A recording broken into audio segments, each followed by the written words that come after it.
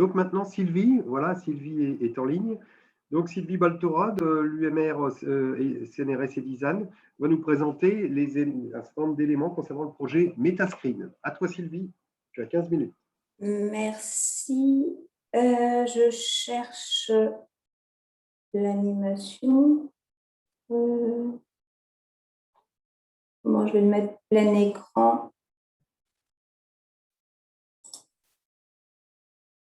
Oui, juste en bas.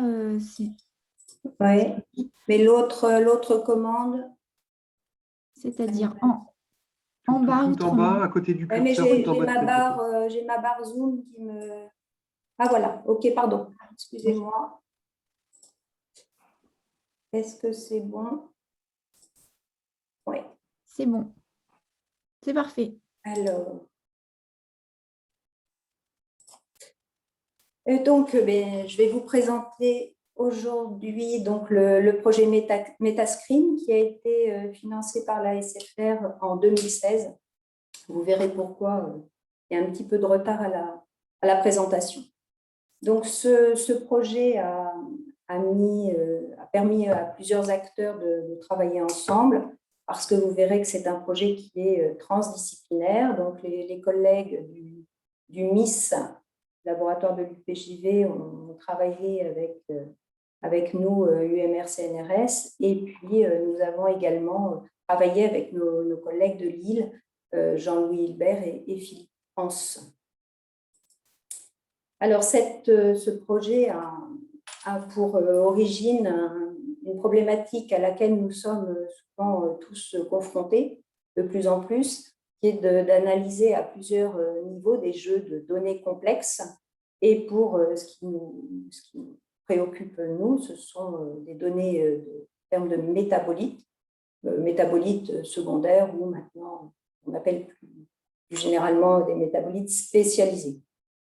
Donc, plusieurs objectifs à ce projet. Donc, travaillant dans le domaine de l'écologie chimique avec mon collègue Christophe Bien-Aimé, nous sommes confrontés à la recherche de molécules qui semblent avoir un intérêt biologique ou une action biologique dans les relations entre les différents compartiments des écosystèmes.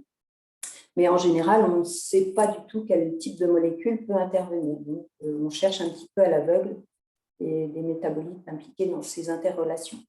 D'autres thèmes peuvent trouver des réponses au travers du projet que je vais vous présenter. La recherche de xénobiotiques, même chose, des toxiques et polluants, on ne sait pas, parfois on ne sait pas ce que l'on cherche. Et puis, une autre application potentielle au projet, c'est de comparer des empreintes de mélanges qui vont avoir des applications qui vont poser des problèmes de résolution.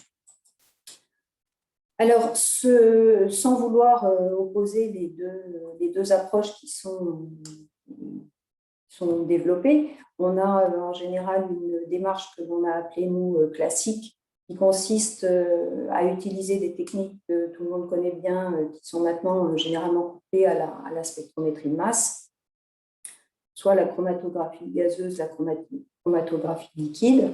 Donc, cette approche est généralement longue, coûteuse, complexe et réservée à des spécialistes.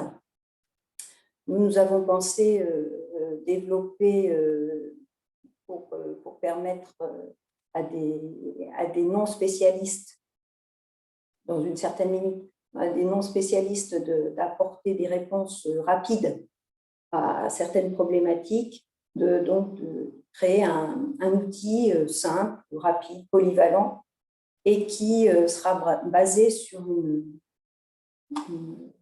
une exploitation de cartes générées par une technique assez simple qui est la chromatographie sur couche mince. Donc, à cette première étape relativement simple, nous avons essayé de développer un algorithme qui permette une analyse de ces cartes pour pouvoir proposer des solutions à ces non-spécialistes. je redis bien, il ne s'agit pas d'opposer ces deux techniques, puisqu'en général, cet outil devra ensuite être complété par une démarche classique.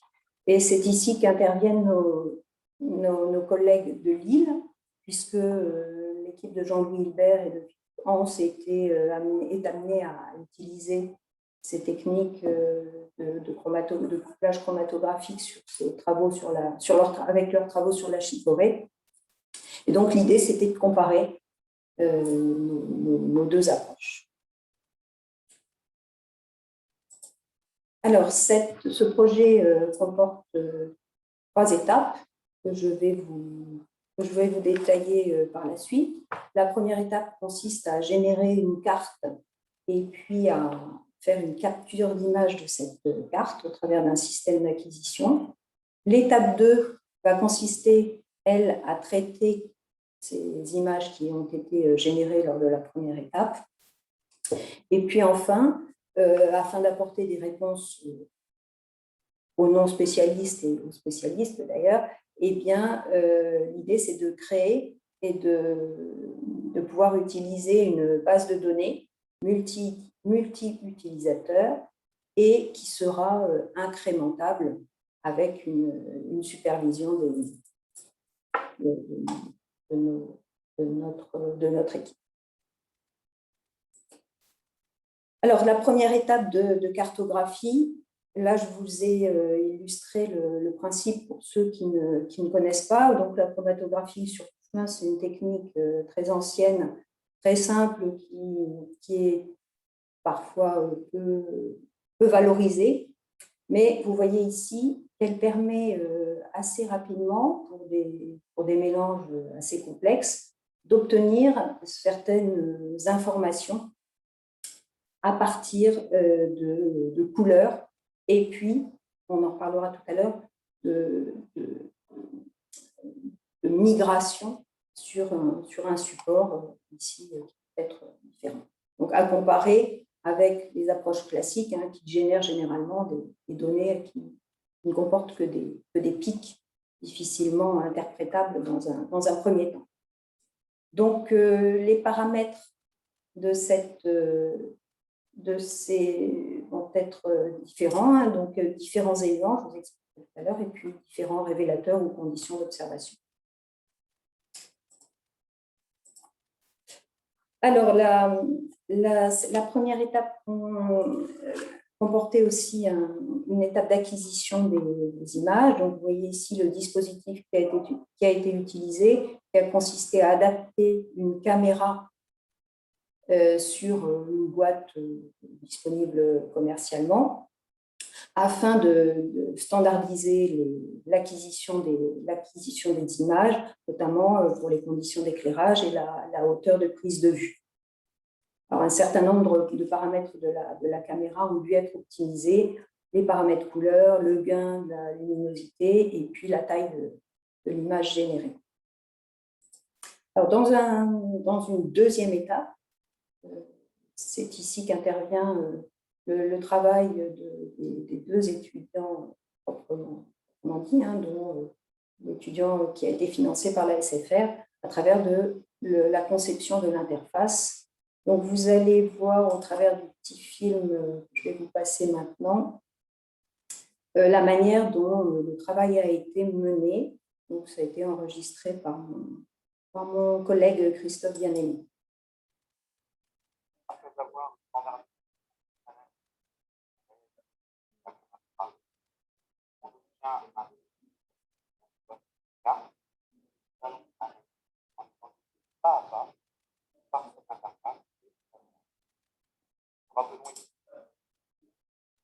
Après avoir standardisé le panel réel de la chromatographe, on obtient Sylvie, est-ce que c'est possible de faire les commentaires? Parce qu'en fait, on n'entend pas du tout le commentaire qui est fait sur le film. En fait, on n'entend pas. Je ne sais pas si rien du tout. Seule.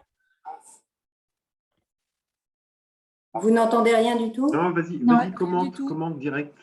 Commente, voilà. Alors, attendez, parce que moi, du coup, il faut que je me coupe. J'ai le retour du collègue.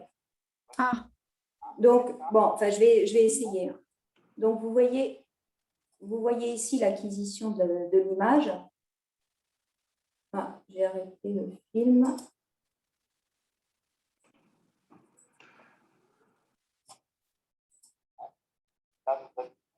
Donc, vous voyez les 3 spots qui ont été générés, la cartographie qui a été générée.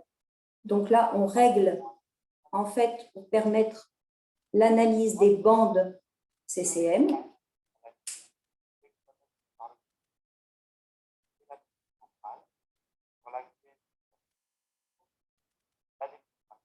Donc voilà, donc le travail qui va vous être présenté par la suite, ça va être le travail lié à la bande centrale ici.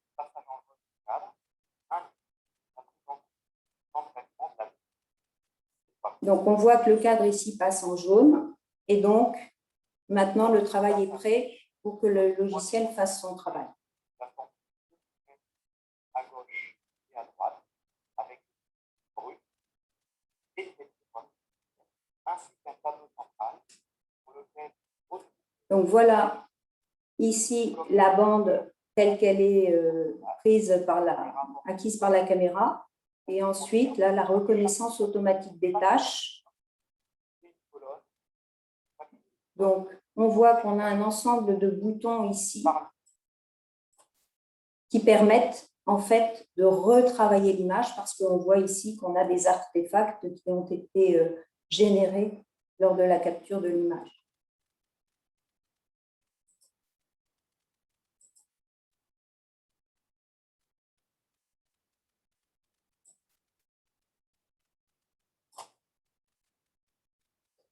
Alors,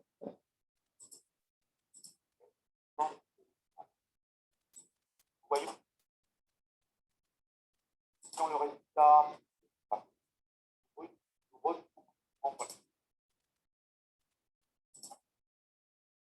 bon, ben, c'est pas au point.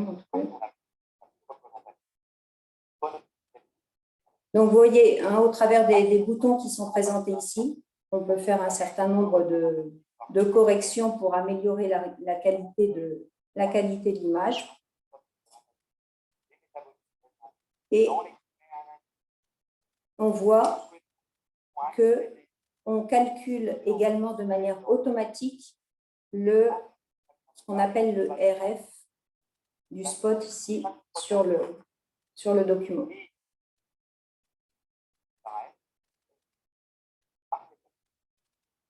Alors, il arrive que le spot apparaisse dans oblong.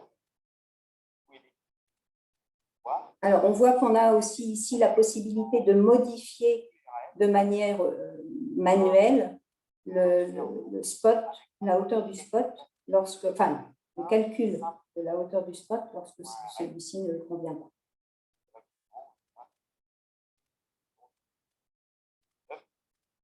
Bon, je vais avancer un petit peu dans la vidéo. Donc, on peut générer également un traitement automatique des pics pour avoir des informations dont on va dire qu'elles sont semi-quantitatives, hein, puisqu'on peut choisir les tâches et les intégrer, générer un chromatogramme et intégrer ces différents pics. Et on voit que le logiciel là, qui a été conçu sous MATLAB permet un calcul de l'aire des pics. Ensuite, eh bien, on a un rapport qui va être rédigé automatiquement, conçu automatiquement.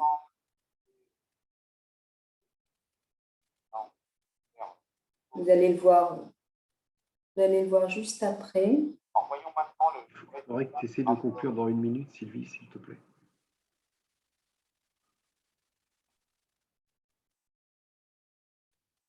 Donc, juste vous montrer et ensuite je vais passer à la diapositive suivante. Voilà, le rapport qui est généré automatiquement. Donc, je vais passer à la diapositive suivante. Donc, il a été également conçu une base de données centrée sur le métabolite avec les résultats des expériences CCM et puis un certain nombre de données qui concernent les plantes dans lesquelles on va trouver ces métabolites. Alors ensuite, des substances témoins ont été choisies, une cinquantaine de substances témoins avec un certain nombre de caractéristiques qui vont être rentrées dans la base de données. Et puis, eh bien, nous avons réalisé l'ensemble des expériences pour permettre de rentrer les caractéristiques de ces métabolites dans la base de données avec un choix de réduction des couleurs qui est effectué grâce à cette mire. Donc, 50 substances, 2 éléments, 8 conditions, donc environ 600 expériences ont été réalisées pour arriver à une cartographie de cette nature, donc le métabolite dans les conditions d'observation à un RF de temps, et va générer des couleurs qui vont pouvoir être incrémentées dans la base de données. Alors, ce projet avait été identifié par la SAT-Nord comme potentiellement valorisable.